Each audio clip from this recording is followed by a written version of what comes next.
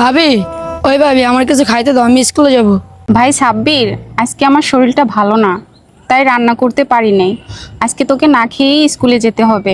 ভাবি, তোমার শরীর খারাপ? তাহলে আমি আজকে স্কুলে যাব না। তোমার রান্না করা লাগবে না, আজকে সব কাজ আমি করব।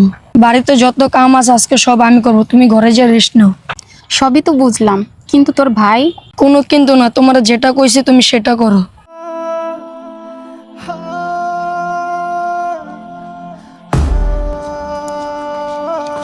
কিরে সাব্বির, তুই আজকে স্কুলে যাস নাই? আর তোর ভাবি কই? আর তুই চারা গাছে যত্ন নিতেছিস, তোর ভাবি কই কত? ভাই, ভাবির শরীর অবস্থা বেশি একটা ভালো না।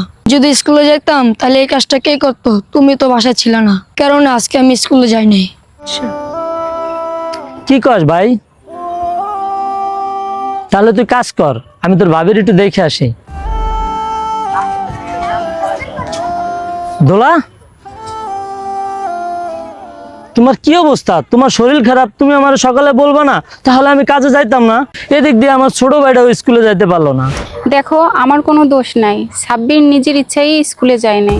আরে ও আমার ভাই, আমাদের দুইজনের শরীরে একই রক্ত বইছে। আমাদের দুইজনের যে শাসন করছে, যে শিক্ষা দিয়েছে, সে মানুষও একজনই। আর আমাদের বাবা মা না আমাদের কখনো খারাপ শিক্ষা দেয় নাই। আর ওর স্কুলে না ফাইনাল পরীক্ষা শুরু হয়ে যাবে, আর ওর নিজের কথা একবারও ভাবে নাই।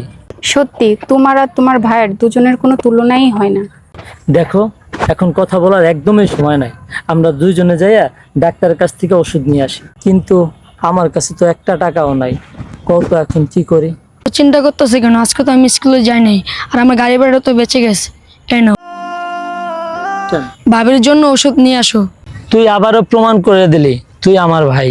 যে ছোট ভাই ভাবির কষ্ট দেখে নিজের পড়াশোনার চেয়েও পরিবারের দায়িত্বকে আগে রেখে, সে শুধু ছোট ভাই নয়, সে পুরো পরিবারের ভরসা। পরিবার মানেই একে অপরের পাশে থাকা।